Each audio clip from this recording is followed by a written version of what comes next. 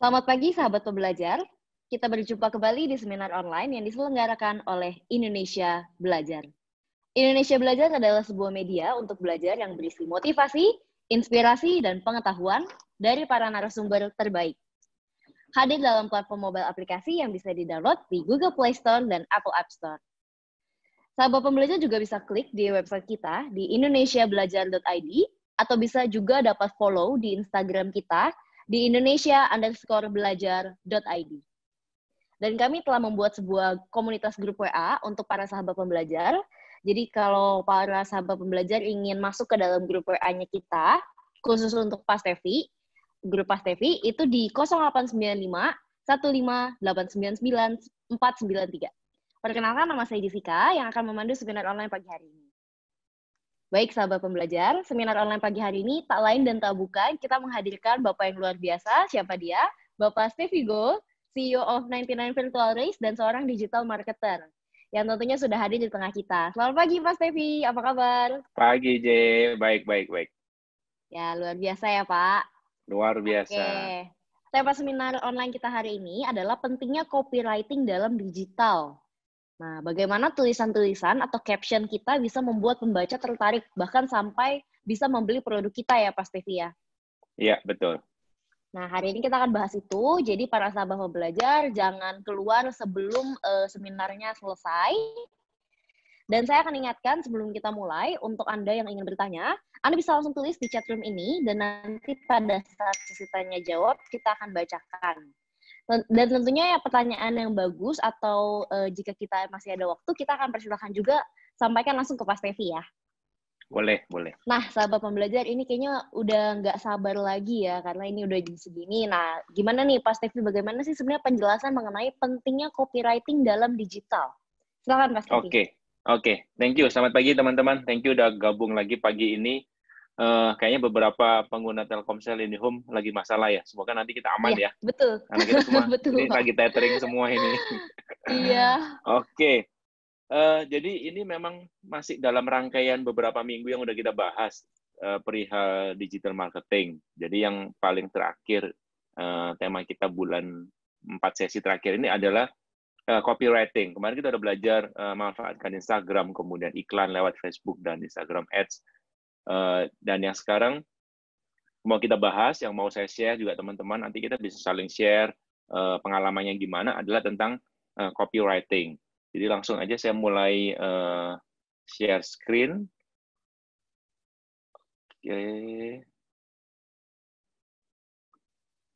Oke, udah kelihatan ya teman-teman. Seberapa penting sih copywriting itu dalam digital? Mungkin teman-teman bisa sharing juga, ada yang tahu sebenarnya apa sih copywriting itu? Misalkan selain kita nulis di caption, kalau sambil nunggu yang lain mungkin JJ bisa bantu, J. Apa sih copywriting, J? Caption, artikel. Oke. Dari teman-teman ada yang mau buka mic?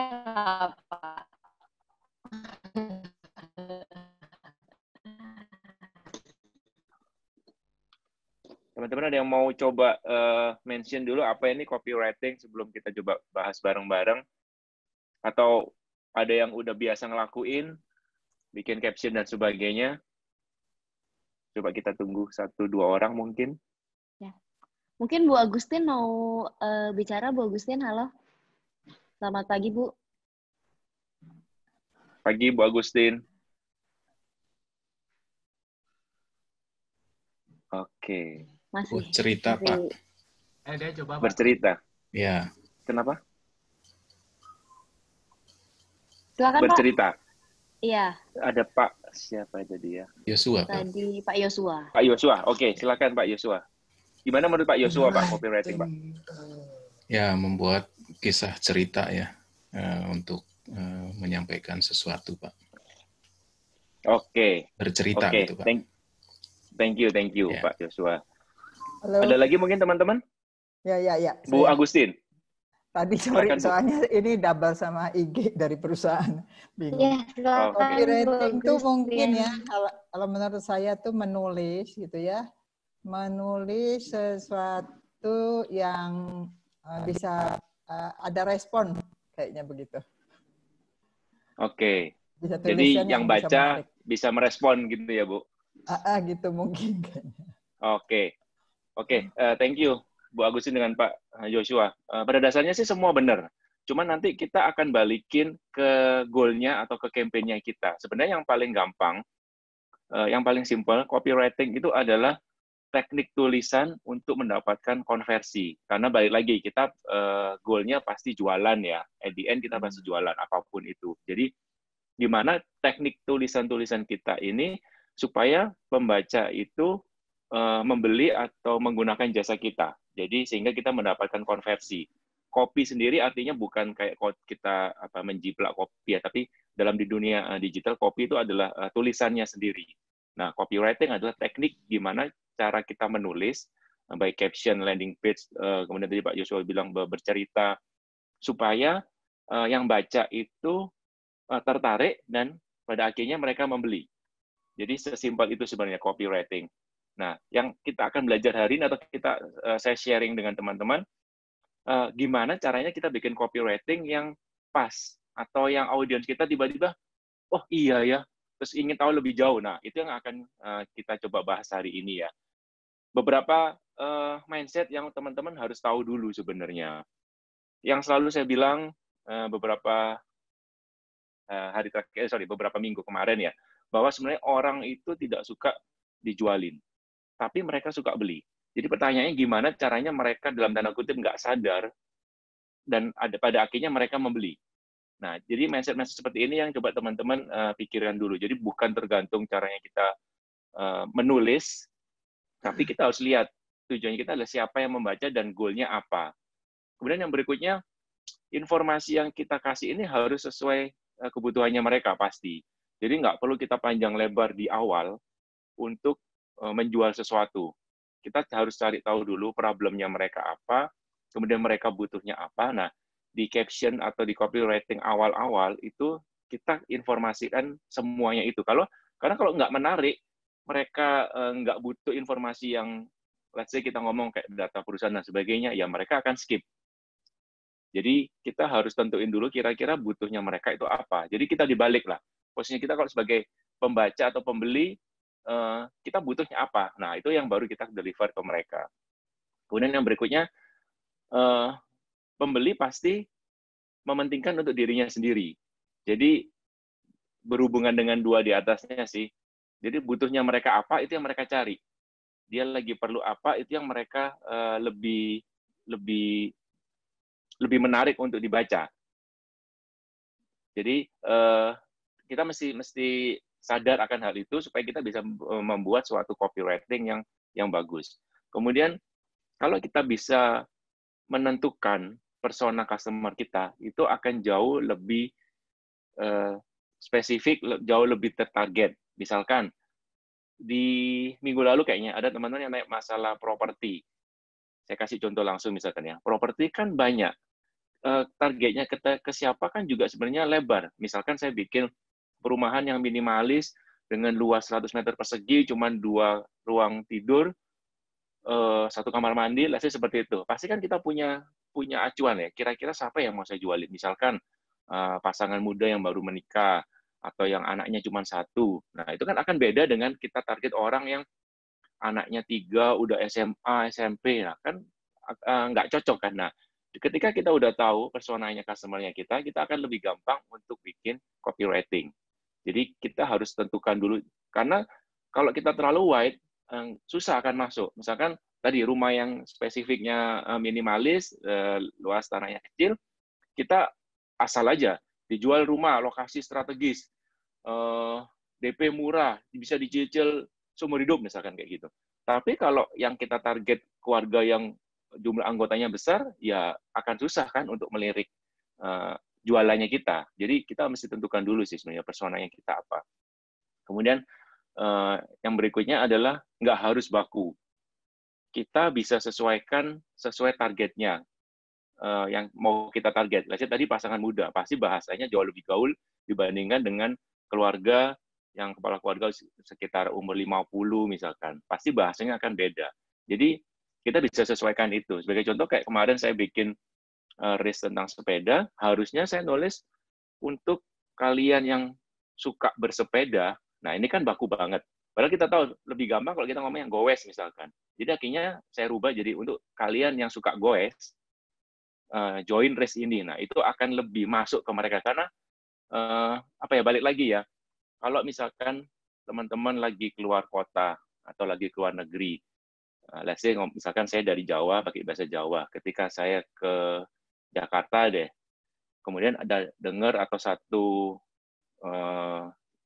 bus atau satu MRT ada orang yang ngomongnya bahasa Jawa, kita kan langsung seakan connect, langsung berasa dekat gitu, langsung berasa kenal dibandingkan dengan yang beda bahasa dan sebagainya. Nah, ini salah satu contoh sebenarnya kenapa kita berusaha mendekatkan dengan mereka sesuai bahasa yang mereka pakai. Jadi ini beberapa poin aja yang kita harus pikirin di awal mindset-nya untuk kita menulis sebuah copywriting yang bagus. Di digital itu bedanya apa dengan di offline? Karena gini, kalau kita jualan di offline itu kita pakai salesman, saleswoman, itu akan lebih gampang sebenarnya karena mereka bisa berinteraksi. Kita sebagai salesman bisa tahu kira-kira kebutuhannya calon pembeli kita apa. Misalkan kita jual mobil, kira-kira sukanya yang mana Pak? Kita kan tanya mereka, kemudian mereka kasih feedback. Nah, kita bisa gampang menyesuaikan. Tapi permasalahannya digital, kan kita nggak bisa seperti itu. Jadi banyak berdasarkan gambar dan tulisan yang kita sodorin ke mereka, kita nggak tahu mereka lagi emosinya di mana, lagi momennya gimana. Nah, gimana caranya tulisan kita tetap bisa menarik buat mereka. Jadi secara garis besar, copywriting adalah seperti itu.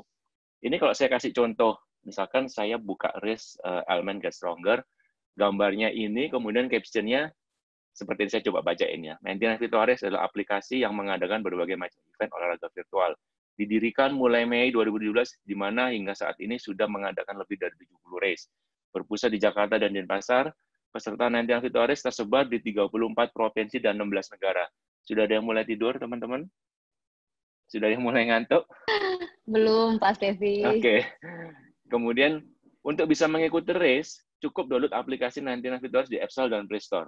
Nah, kalau saya melakukan ini, siapa yang mau peduli gitu loh? Siapa 99 VR-nya? Kemudian, terus so what kalau dia udah ngelakuin 70 race? Seperti itu kan, saya nggak dapat benefitnya. Tapi kalau misalkan captionnya saya ganti ini. Dan ini memang yang saya publish ya. Ini tim kami publish di sosmed. Di race kali ini, kamu dapat melakukan submit by kalori dengan kategori multiple workout 1.500 kalori. Olahraga apa saja, Min, yang boleh dilakukan? Nah, kelebihan dari race kali ini adalah kamu bebas melakukan olahraga apa saja yang membakar kalori, seperti lari, goes, lompat tali. Nah, ini tadi goes yang saya tuliskan. Harusnya kan lari, bersepeda.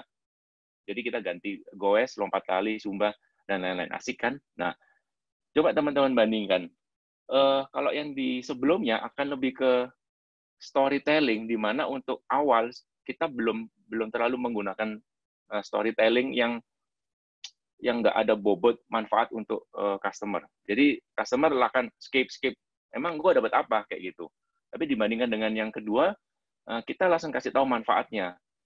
Olahraganya apa aja boleh bebas. Nah, ini kan menarik. Aku biasanya nggak bisa lari, tapi sekarang bisa goes.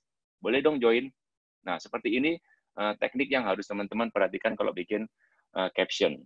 Selain itu ada yang namanya formula AIDA. Ini sudah umum banget. Jadi kita copywriter yang suka bikin caption dan sebagainya selalu memanfaatkan formula ini.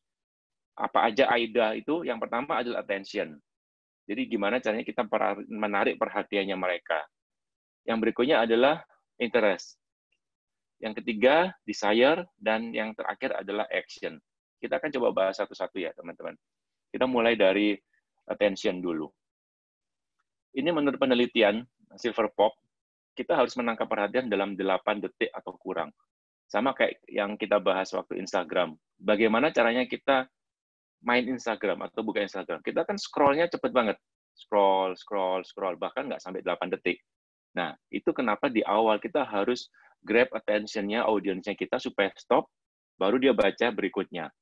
Nah, berikutnya kalau ada sejarah atau apa, itu boleh. Itu kayak lebih ke social proof dan sebagainya.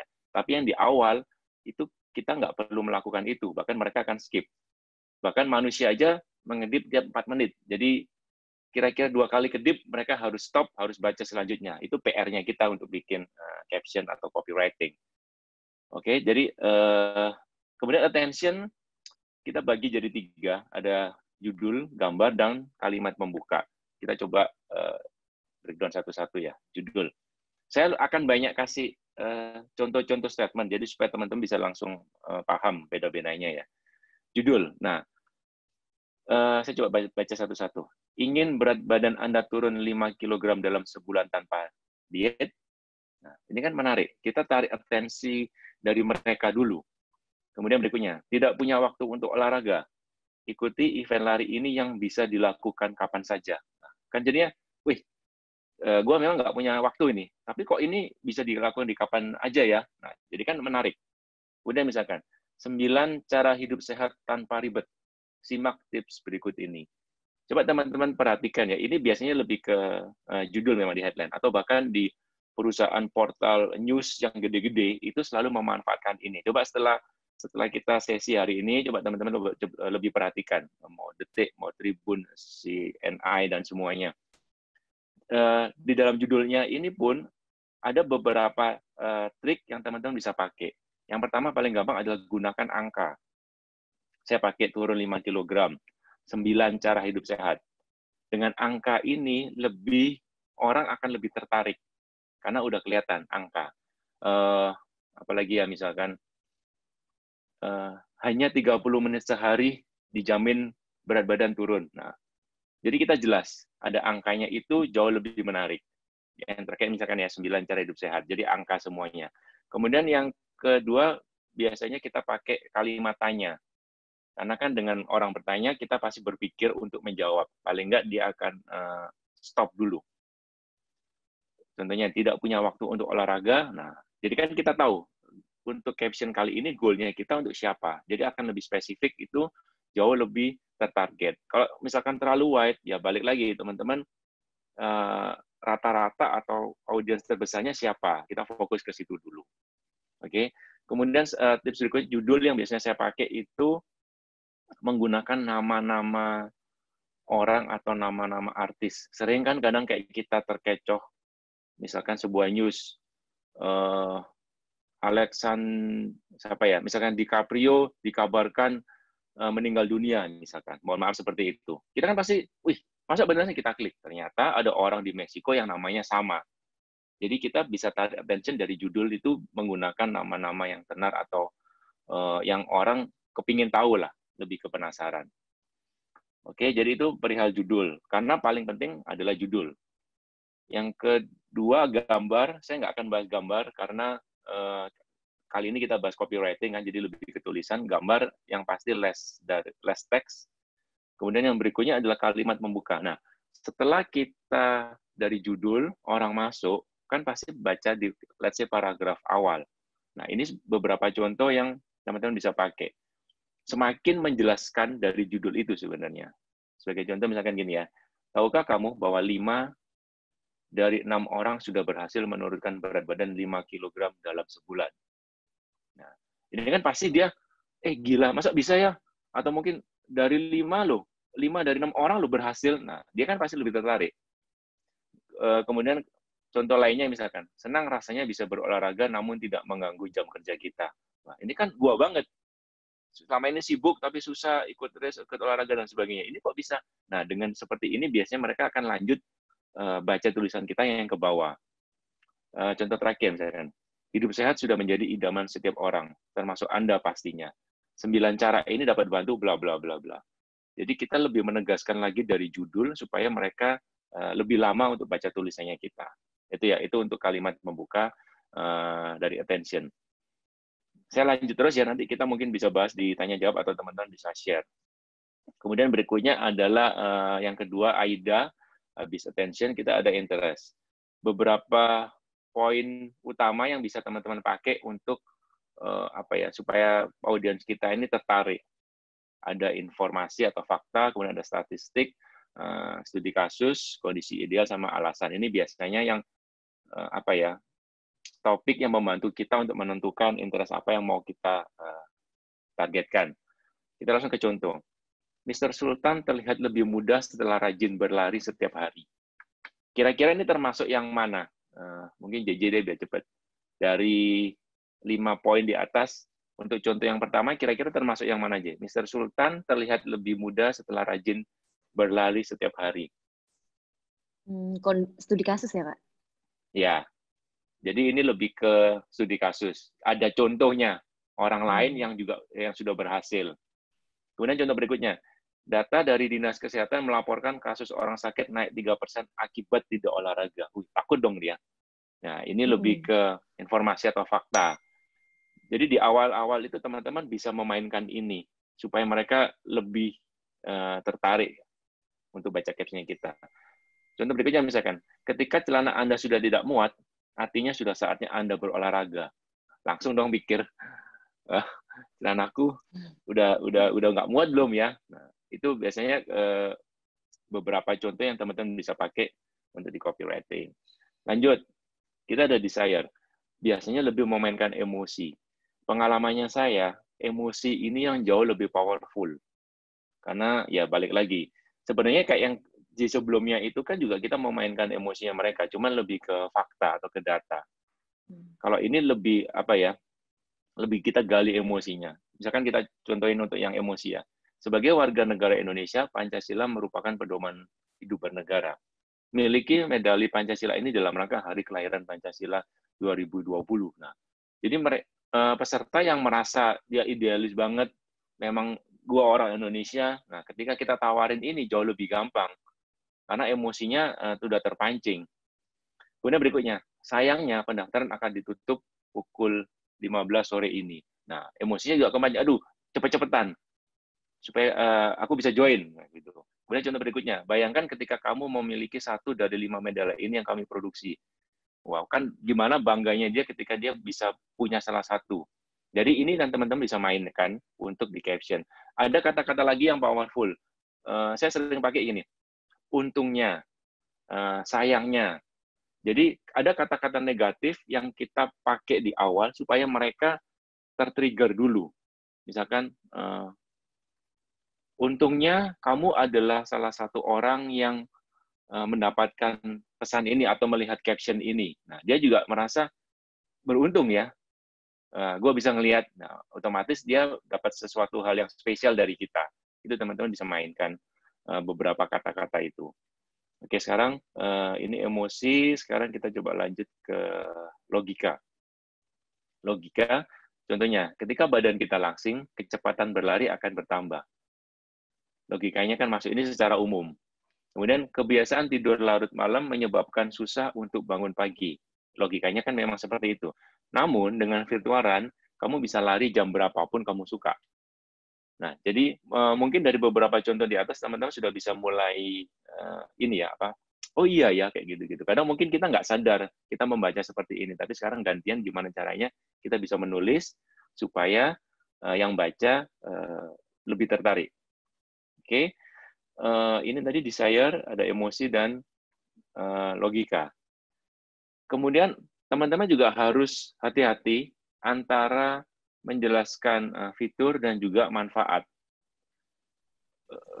Kita contohkan ini ya, terintegrasi dengan Garmin dan Strava. Ini sebenarnya fitur dari apps-nya 99VR. Kemudian pembayaran melalui 9 channel. Tapi audiens kan belum merasakan manfaatnya. Emang kenapa kalau terintegrasi?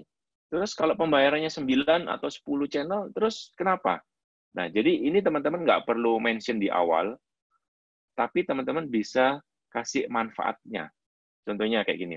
Dengan terintegrasinya Garmin dan Strava di dalam apps 99VR, memudahkan Anda untuk proses submit hanya dengan sekali klik. Padahal kan kontennya sama. Tapi gimana kita caranya itu menjelaskannya itu berupa manfaat. Jadi ketika saya membaca, saya langsung dapat, oh iya ternyata manfaatnya itu bikin gua mudah banget ya untuk proses submitnya. Dibandingkan cuma kita tulis apps 99VR terintegrasi dengan Garmin dan Strava, nah itu nggak akan menarik karena mereka nggak dapat manfaatnya. Kemudian yang berikutnya untuk pembayaran. Tidak perlu pusing memikirkan proses pembayaran. Sudah tersedia 9 channel pembayaran yang bisa kamu pilih. Jadi peserta berasa banget manfaatnya. Termasuk contoh saya 2 minggu lalu yang jual sepatu Nike itu, kalau teman-teman masih ingat, yang contoh pertama kan itu sebenarnya fitur. Dijual sepatu Nike, empuk, made in USA. Nah, itu kan semua fitur. Tapi kan, emang kenapa kayak gitu? Beda dengan misalkan opsi kedua, dengan memakai sepatu ini, langkah Anda menjadi nyaman dan tidak mudah cedera. Nah, itu kan baru manfaat. Nah, jadi perbedaan ini yang teman-teman harus perhatikan juga. Lebih ke di sisi ini ya, desire-nya ya. Bisa dipakai juga selain emosi dan logika. Kemudian yang terakhir dari AIDA adalah yang pasti action. Percuma kita bagus judul, bagus kalimat membuka, kontennya bagus, tapi kita lupa dengan action. Artinya, terus ketika gua mau beli, mau gimana caranya? Jadi, action paling penting, teman-teman bisa coba dengan kalimat kayak gini. Tunggu apa lagi? Join sekarang sebelum kehabisan. Atau cukup hubungi nomor WA berikut untuk amankan slotmu. Nah, jadi kata-kata ini yang bisa teman-teman pakai untuk call to action. Action sama dengan call to action ya. Teman-teman nggak harus di terakhir sebenarnya action. Bisa setelah paragraf pertama. Karena tipe orang kan balik lagi berbeda. Ada yang sukanya buru-buru. Gua mau dapat yang pertama, jangan sampai telat. Jadi ketika mereka baca judul, baca kalimat pembuka, kita bisa sisipkan call to action, satu baris. Let's say cuman nomor WA, atau website, atau link apapun, bisa. Baru dilanjutkan ke body. Kalau kita dituliskan kan ada ya, kayak kalimat pembuka atau header-nya, kemudian body, sama penutupnya, call to action. Itu teman-teman bisa sisipkan call to action di atas. Jangan juga terlalu banyak. Setiap paragraf diisi call to action juga jangan seperti itu. Itu kita benar-benar jualan. Tapi kita antisipasi kalimat pembuka ada call to action. Habis itu kita jelasin lebih detail manfaat dan sebagainya, mainkan emosinya, baru terakhir call to action. Jadi itu keseluruhan dari sistem AIDA. Kenapa selalu kita pakai? Karena kan ya kadang kita pasti bingung lah ya ketika kita mau bikin caption atau copywriting, apa yang mau gue tulis ini? Karena bisa nunggu berjam-jam, nggak dapat ide. Nah, dengan adanya formula AIDA ini lebih membantu kita untuk lebih gampang menentukan kata-kata yang mau kita pakai. Kemudian yang terakhir nggak kalah pentingnya adalah testimoni atau social proof. Kita juga bisa kasih di lebih ke paragraf akhir. Ya, tadi ada komentar dari orang terkenal, testimoni, kemudian ada jumlah pengguna. Sejauh ini sudah 7.500 orang menggunakan produk kami. Nah, itu kan social proof. Mereka nggak usah pikir lagi, ini beneran nggak ya jualannya? Tapi bisa lihat dari situ. Kemudian komentar testimoni, komentar dari orang terkenal, atau dari pengguna lain juga. Tapi teman-teman juga lihat, jangan yang terlalu lebay atau terlalu dibuat-buat. Takutnya malah dikira itu bohong. Misalkan, gila, gue sehari bisa makan 10 bungkus nasi campur lu nih. Kan juga nggak mungkin kayak gitu-gitu. Jadi teman-teman juga mesti pilih. Dan yang paling penting, semua harus kita testing. Testing artinya apa? Kita bikin beberapa caption untuk jualan yang sama. Tinggal kita ngeliat gimana responnya. Karena balik lagi, meskipun kita tahu persona customer-nya kita, tapi kan yang baca bisa beda-beda. Kemudian channel yang kita pakai apa? Apakah Instagram, apakah iklan, dan sebagainya. Nah, kita harus melakukan testing. Karena yang menurut kita bagus, yang menurut kita ini keren nih, belum tentu pembaca suka. Jadi selalu lakukan testing dengan minimal 2 atau 3 copywriting. Nanti kita lihat mana yang respon, baru kita yang fokus ke copywriting itu. Oke, jadi itu keseluruhan bahasan kita hari ini. Oke, ya benar, udah selesai. Teman-teman mungkin bisa sharing ya dari apa yang saya share, atau kira-kira mau yang belum jelas. Kalau saya kecepatan tadi, teman-teman bisa coba buka mic atau tanya di kolom komentar. Oke. Thank you teman-teman semua. Terima kasih Pak Stevi. Baik, bagi sahabat pembelajar yang ingin bertanya, boleh langsung silahkan chat aja di komen di chat room kita, atau bisa juga langsung buka mic. Ini mungkin aku akan sapa-sapa dulu beberapa sahabat pembelajar. Boleh. Ini ada Ibu Agustin. Halo Ibu Agustin. Yang tadi ada Pak Dwi Heli. Ada Pak Yosua. Halo Pak Yosua. Selamat datang di seminar online. ada Pak Tirto juga. Halo Pak Tirto. Ini ada Ibu Vinora, Ibu Nidia, Bapak Kalik, Bapak Muhammad, ya, dan lain-lain. Oke, Bapak Ibu boleh langsung silahkan buka mic jika ingin sharing dan ingin bertanya, ataupun bisa langsung chat di chat room-nya kita untuk bertanya langsung ke Pak Stevi. Oke, Pak Stevi. Pak Stevi, tadi itu kan ada kayak bahasa-bahasa trendy gitu kan ya, Pak Stevi. Bahasa trendy yang misalnya kayak goes dan sebagainya. Nah, itu biasanya kalau dari Pak Stevi, itu inspirasinya dari mana ya, Pak? Dapat inspirasinya? Lebih ke ini sih, Jay. Jadi, yang pasti kan kita harus tahu dulu marketnya kita siapa. Nah, kalau inspirasi kita gampang bisa googling, atau kita bisa ngelihat kompetitor misalkan, atau kita bisa ngelihat misalkan di Instagram, kita bisa ngelihat hashtag yang kira-kira sejenis, kita coba baca. Nah, kata-kata apa yang biasanya digunakan sama mereka. Nah, itu yang biasanya kita pakai. Tapi kalau memang kita udah di sana, kayak misalkan perumahan atau properti misalkan, nah bahasanya kan pastinya kita udah familiar ya dengan pekerjaan itu. Nah, jadinya itu yang akan lebih gampang kita pakai sih. Bisa research, bisa dari yang sehari-hari memang kita pakai. Kalau saya memang di olahraga, ya goes kan lebih umum, lebih gampang orang masuk dibandingkan pesepeda atau yang bersepeda itu kan lebih kaku ya. Gitu. Oke. Thank you, Pak Stevi. Bagaimana sih, Pak, caranya mengevaluasi dari wording yang sudah kita posting, misalnya di IG, di Facebook, dan lain-lain, dan apa parameternya untuk evaluasi biasanya, Pak Stevi? Oke, bagus nih. Karena kan banyak ya, kita bikin copywriting ini sebenarnya kan nggak harus di caption. Biasanya kalau kami digital marketing itu namanya ada landing page, semacam website, nah, tapi simple banget ke bawah. Nah, itu biasanya kita atur, AIDA-nya di situ semua. Yang pasti konversi. Kalau misalkan kita ngomong yang caption dulu deh, yang paling simple di Instagram, ya kita lihat responnya aja. Banyak yang komen nggak, banyak share-nya nggak, yang kemarin kita sempat bahas. Lebih dari ke situnya sih. Karena kan seperti kita tahu Instagram kan punya bobotnya sendiri-sendiri ya. Caption juga akan mempengaruhi, gambar juga akan mempengaruhi.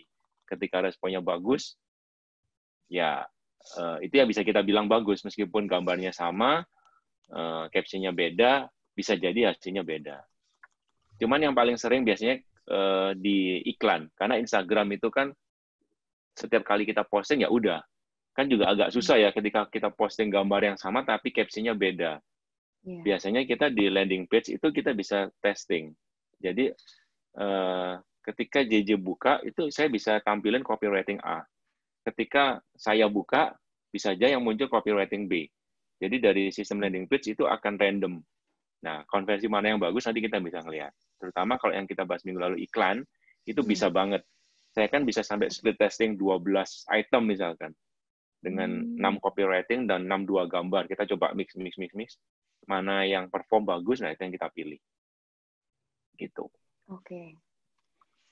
Terima kasih jawabannya Pak Stevi. Iya. Bagi sahabat pembelajar, iya, mungkin ini ada. Ya. Saya tanya, Mas. Silakan. Saya bisa tanya, Mbak Tirto. Silakan. Pak Tirto, silakan Pak Tirto. Pak Tirto. Ada 2 hal yang ingin saya tanyakan. Bagaimana kita menggunakan insight ya, insight ketika kita mau memakai formulasi AIDA tadi. Terus kemudian yang kedua, pada teori yang terbaru itu ada C-nya, Mas. AIDCA. C-nya itu conviction. Kalau bisa tahu contohnya apa ya kalau kita bikin itu? Apakah itu memang paralel dia ditempelkan di situ atau memang itu hanya tambahan yang suatu saat bisa dilepas gitu? Tidak terkait dengan formulasi ini. Itu aja Mas Stevi. Oke, ya. Bener ya Mas Stevi. Ya. Saya coba jawab yang kedua dulu ya. Yang C kedua apa Pak? Conversion. Conviction. AIDCA. Oke, AIDCA. Conviction. Conviction apa ya? Itu pernah saya baca gitu di saya kan mengajarkan pengembangan media gitu ketika baca buku. Ada yang C. C-nya itu conviction. Conviction ya, oke. Sebenarnya gini Pak, formula AIDA itu juga nggak harus kita pakai semua sih. Kita bisa pilih salah satu kan, tergantung kebutuhannya kita sebenarnya. Yeah. Jadi nggak harus dipakai semua. Cuman tambahan convection ya, jujur ini saya juga baru tahu sih. Convection di AIDA ya.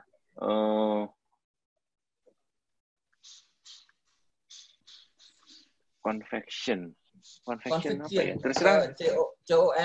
CONFVCITION. AIDCA itu. Oke. Aku juga baru baca. Mohon maaf kalau nanti harus sama-sama belajar. Siap. Saya coba ya, Pak, nanti sambil cari tahu bareng-bareng. Ya, karena memang terus terang saya baru tahu sih ada C-nya ini. Oke. Karena kalau dari buku yang saya baca itu dia muncul karena ada era digital copywriting. Jadi ketika muncul era masifnya pesan-pesan lewat digital, maka dia harus ada penguatnya. Itu dia pakai C itu. Nah, saya juga masih belajar juga. Oke, siap. Nanti kita sambil sama-sama belajar Pak untuk C-nya ya. Ya, C. Oke. Kalau yang pertama tadi gimana Mas? Insight itu. Sebenarnya kalau saya nggak salah sih Pak ya, kalau misalkan untuk conviction itu lebih ke social proof sih mungkin. Oh, social proof ya. Iya, tadi kan memang ada saya tambahkan kan di slide terakhir itu. Jadi untuk pembaca lebih yakin gitu kan ke conviction ya. Jadi kayak keyakinan bahwa apa yang kita omong ini benar, bisa dari fakta atau dari social proof tadi sih, bahwa 5 dari 6 pengguna udah berhasil melakukan ini. Nah, itu lebih ke proving sih, atau kok testimoni. Jadi kan tujuannya memang benar kayak untuk memperkuatkan dari apa yang kita sampaikan. Lebih ke situ sih Pak. Tapi sebenarnya sudah ada di dalamnya sih Pak, kayak misalkan gimana caranya kita bisa meyakinkan mereka, misalkan ya dari fakta-fakta. Fakta kan tadi udah termasuk di dalamnya desire, di dalamnya D. Cuman mungkin lebih dikeluarkan untuk lebih spesifik aja sih. Tapi kurang lebih sudah mencakup semuanya di AIDA sih Pak. Kalau yang saya ini ya, menurut saya conviction-nya lebih meyakinkan lah ya. Ya, untuk meyakinkan. Ya betul. Betul. Itu saya Social baca proof itu lebih meyakinkan. Betul. Ya saya baca itu perlu keyakinan dan penegasan, mungkin bagian dari testimoni ya. Yang saya mau tanyakan, copywriting itu berapa paragraf ya? Jadi misalnya kalau kita bikin kan, kalau saya sendiri ya, kalau baca misalnya di Instagram panjang-panjang bawah udah nggak baca. Kedua kalau di WA, kalau udah read more pun saya udah nggak baca juga itu. Nah itu ada aturannya nggak, paragrafnya tuh berapa panjangnya? Ya, kadang-kadang orang panjang-panjang banget. Betul, setuju. Itu kenapa paragraf tulis caption di Instagram dibatasin hanya 300 karakter. Karena mereka pun udah pasti jauh lebih belajar kan ya. Mereka udah riset dan sebagainya. Jadi memang kalau terlalu panjang, boring. Jadinya akan baca sebuah novel dibandingkan sebuah caption. Kalau untuk berapa jumlahnya, nggak ada aturan yang pas sih, Bu. Tergantung juga seberapa banyak informasi yang kita sampaikan. Cuman yang paling penting adalah title dan paragraf pertama. Itu akan menentukan apakah orang mau lanjut baca atau enggak. Tapi balik lagi, dengan terlalu banyak, jangankan mau baca sisanya ya. Paragraf pertama aja udah malas kayak yang Bu Agustin bilang. Ketika dari Ritmore, udah malas duluan, belum mau baca apapun. Jadi memang nggak usah terlalu banyak. 300 karakter sesuai yang Instagram itu harusnya udah paling pas lah ya, supaya kita nggak usah ini read more. Kalau di Twitter itu kan pendek banget. Kalau di Twitter, jadi itu baiknya gimana ya? Apakah masukin di gambar atau kita bikin 2 post? Kalau memang butuh panjang, Bu, lebih baik dibagi. Beda goal ya antara Twitter, let's say kita ngomong Twitter dan Instagram. memang Instagram bisa lebih panjang karena beda lah. Apa ya? Kalau tweet itu kan lebih kayak kita balas-balesan gitu, Bu. Kayak chatting lah. Kalau chatting kan ada retweet, ada dan sebagainya. Kalau chat kan kita juga nggak perlu nulis panjang lebar dulu. Kita ngomong seperlunya, oke, tunggu dibalas, di retweet, kemudian kita reply lagi. Jadi interaksinya lebih tinggi dibandingkan kita Instagram yang kita posting, kemudian baru tunggu komen. Jadi kalau memang harus panjang, saran saya tetap dibagi 2. Jadi itu sekaligus memfilter. Karena goalnya kita apa? Yang pertama kan pasti cari impresi sebanyak-banyaknya. Jadi paragraf pertama, 2 paragraf yang menarik dulu, ini yang paling penting. Ketika memang orang mau lanjut, kita kasih link berikutnya atau paragraf berikutnya. Paling tidak, semua orang lebih banyak yang baca tentang apa yang mau kita sampaikan duluan di awal. Seperti itu. Terima kasih, Pak Stevi. Mungkin semoga Bu Agustin menjawab ya, Bu Agustin. Ya, atau mungkin ada lagi boleh sharing, Bu. Silakan. Silakan, Bu Agustin, boleh buka mic-nya jika ingin memberikan tanggapan. Ke unmute ya, Bu. Ya, silakan, Bu. Saya sih enggak, saya baru belajar juga. Baru belajar gitu. Saya kan udah oma, udah mau 70 tahun. Jadi juga tapi baru nggak kelihatan loh. Jadi kan baru ngikuti ini bagaimana, nggak ngerti. Kita belajar sama yang muda-muda nih, ya yang hebat nih. Siap. Sama-sama, Bu. Ibu Agustin juga hebat. Masih mau belajar ya, ini luar biasa ini. Tapi luar biasa loh, virtual run itu ya. Itu sebelum pandemi itu sudah ada, luar biasa. Saya kagum banget. Thank you, Bu. Suka promoin virtual run-nya. Weh, terima kasih banyak Bu Agustin. Luar biasa. Padahal kalau dipikir-pikir secara bisnis kayaknya ini jual medali gitu.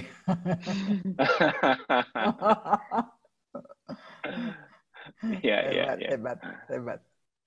Oke. Itu semangatnya luar biasa. Iya, Pak. Ini Pak Wirawan ya. Halo Pak Wirawan. Selamat datang di Indonesia Belajar. Ketemu lagi, Jess. Iya, Pak.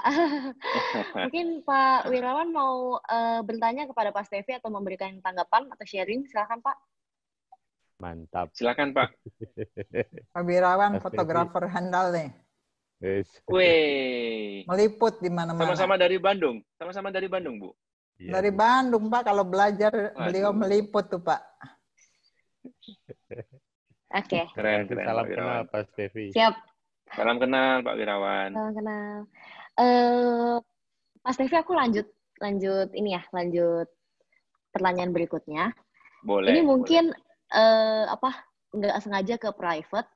Selamat pagi Pak Stevi, salam kenal. Nama saya Legita. Pak, saya mau tanya, apa aja sih yang perlu kita lakukan saat meriset target audience? Gaya copywriting laki-laki dan perempuan itu kan berbeda. Tidak semuanya bisa kita targetin bersama.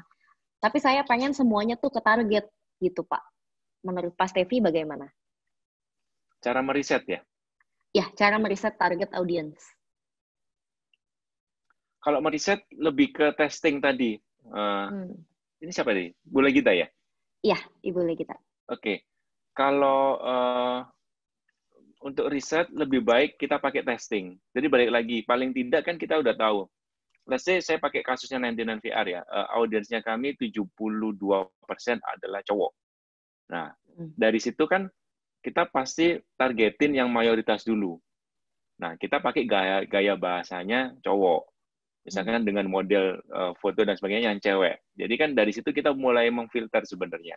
Tapi itu kan baru asumsinya kita. Bahwa kalau cowok kira-kira bahasanya kayak gini. Kira-kira lebih menarik kalau gambarnya cewek. Cuman balik lagi, testing adalah yang paling akurat. Karena itu adalah feedback dari audiensnya kita. Beberapa kali kita suka miss, over PD. Ini keren banget gambarnya, captionnya pasti menyentuh. Ternyata responnya juga belum tentu bagus. Jadi balik lagi sih, kita harus split testing. Kalau riset ya dari personanya kita sih, persona customer-nya kita. Semoga menjawab ya, Bu Legita. Thank you Ibu Legita, thank you Pak Stevi atas jawabannya. Semoga terjawab Ibu Legita. Pak Stevi, kalau dari desain dan wording biasanya tuh bisa sama nggak sih antara IG dan Facebook, atau seharusnya kita bedakan? Menurut Pak Stevi bagaimana? Setiap sosmed yang ada kita. Kalau Facebook dan Instagram masih kurang lebih sama.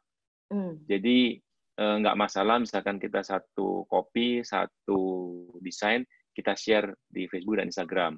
Karena memang ya mereka ownernya sama, audiensnya kurang lebih juga sama, kita bisa lakukan. Tergantung dari kita sebenarnya, J. Kalau kita kan pasti punya data ya dari insight. Facebook itu berapa followernya kita, atau insight-nya apa, itu teman-teman bisa ngelihat loh. Dari yang like page-nya kita dan sebagainya di Facebook juga bisa ngelihat. Termasuk juga di Instagram. Kalau memang relatif sama, ya nggak apa-apa, kita pakai copy sama desain yang sama. Tapi kalau misalkan jauh berbeda, karena ada teman saya yang punya bisnis, responnya jauh lebih bagus untuk sales ya, untuk konversinya lebih bagus di Facebook dibandingkan di Instagram. Nah, jadi balik lagi sih ke masing-masingnya kita. Paling nggak kita harus tahu dulu. Tapi kalau di awal sama nggak masalah. Terima kasih Pak Stevi. Bagi sahabat pembelajar, masih ada yang ingin bertanya atau memberikan tanggapan, silahkan. Pak Yosua, mungkin ingin memberikan tanggapan, Pak Yosua silahkan. Atau ingin bertanya. Ini aku ada yang komen nih Pak Stevi. Boleh nggak bagi kontak Pak Stevi dari Pak Teguh di komen? Boleh, udah aku replay. Oke, siap. Boleh Pak Teguh, silahkan di ini. Oke, Pak Stevi, pernah nggak sih Pak, mungkin boleh sharing dikit ya Pak, ada komen negatif tentang copywriter yang Pak Stevi buat gitu.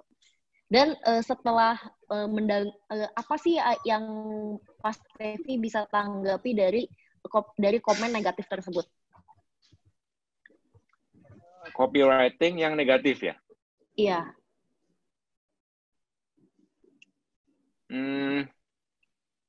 Kalau dari copywriting itu sebenarnya gini, Jay, apapun ya yang kita tulis di sosial media atau di digital ya, pasti ada beberapa orang yang punya persepsi berbeda. Karena nggak mungkin akan semua menerima apa yang kita sampaikan. Pasti akan ada yang punya persepsi berbeda. Ketika mereka menuangkan itu di komen misalkan, kita ngomong Instagram ya, aku bikin caption, kemudian ada yang nggak suka komen negatif. Ya sebenarnya balik lagi sih, seberapa negatifnya, ya pasti kita review ulang ya, dengan apa yang dia komen, misalkan negatif bisa banyak. Kalau misalkan cuma membetulkan, salah itu bukan 5 dari 6 orang, itu sebenarnya cuma 2 misalkan, ya pasti kan kita review ulang. Ya, kalau memang seperti itu ada kesalahan fakta dan sebagainya, ya pasti kita akan koreksi dan minta maaf. Tapi kalau negatifnya, apa ya contohnya, J? Misalkan negatif, misalkan kayak gini, pembohong ini nggak mungkin kayak gitu-gitu misalkan. Membual kayak gimana kayak gitu. Balik lagi ya, kalau biasanya di saya nggak langsung replay dulu. Saya tunggu. Ada nggak audiens saya yang akan counter? Karena kan balik lagi kan, mayoritas sih pasti mereka yang punya pikiran positif, tapi selalu ada yang pikiran negatif. Nah, ketika ada audiens yang counter, udah saya bebas. Karena nggak perlu saya yang counter. Dan mereka rame sendiri, bagus. Komen saya, postingan saya jadi viral. Tapi akan lebih fair kalau ada peserta lain atau audiens lain yang counter. Tapi kalau memang lama nggak ada atau bahkan tambah negatif, ya kita masih harus komen sih. Balik lagi sih, saya mesti tahu dulu negatifnya seberapa jauh negatif. Oke. Dan nggak selalu kita harus block atau hide komen negatif sih. Oke, siap. Thank you, Pak Stevi. Berarti kita lebih baik kita tunggu dulu dan kita review komen itu ya. Negatifnya seberapa negatif. Oke, betul. Baik. Ini ada Bapak Ivanka yang komen, maaf baru sempat join, Pak Stevi. Halo Pak Ivanka, selamat pagi. Ya nggak apa-apa. Selamat datang. Oke, ini mungkin waktunya udah nggak bisa diperpanjang lagi nih Pak Stevi. Mungkin dari Pak Stevi, mungkin dari Pak Stevi boleh closing statement nih buat kita semua. Oke, closing statement tentang copywriting. Jadi teman-teman, sebelum kita menuliskan sesuatu, posisikan diri kita sebagai pembaca. Jadi apa yang mau kita tawarkan, kita balik dulu. Kira-kira kita sebagai target dari jualannya kita atau jasanya kita lebih suka diapain. Nah, itu yang akan kita tuangkan ke copywriting, termasuk ada acuan AIDA itu yang lebih membantu kita supaya menulisnya kita lebih terarah dan lebih powerful. Mungkin saya remind ulang dari hari ini, atau saya wrap ulang ya, jadi judul itu sangat penting karena itu yang pasti mereka baca pertama. Kalau ada judul, gunakan angka dan kalimat tanya, itu yang selama ini saya pakai dan itu powerful. Kemudian kalimat pembuka, pastikan lebih menegaskan apa yang kita tulis di judul, kasih fakta, dan emosi, mainkan emosi audiens itu yang konversi rate-nya bisa bikin lebih besar. Dan jangan lupa call to action. Dan yang pasti, take action. Harus dicoba. Sering nulis, nanti akan terbiasa gaya bahasanya. Seperti itu. Dan semoga semuanya sukses dengan adanya Indonesia Belajar. Amin. Amin. Terima kasih Pak Stevi. Sekali lagi kita ucapkan terima kasih ke Pak Stevi atas pencerahannya pagi hari ini. Untuk sahabat pembelajar, saya juga ucapkan terima kasih karena telah bergabung sampai akhir di seminar online Indonesia Belajar. Mungkin sekali sahabat pembelajar boleh buka mic-nya lalu sampaikan terima kasih ke Pak Stevi ya. Oke, terima kasih Pak Stevi. Ini ada banyak yang komen dari. Terima kasih Pak Stevi. Thank you. Sama-sama Pak. Terima kasih. Sekali lagi terima kasih bagi sahabat pembelajar dan juga Pak Stevi. Kita berjumpa lagi di minggu depan di jam yang sama. Salam sukses luar biasa. Terima kasih. Thank you. Terima kasih. Terima kasih. Ya, selamat siang juga Pak Jos. Nanti kita ketemu ya.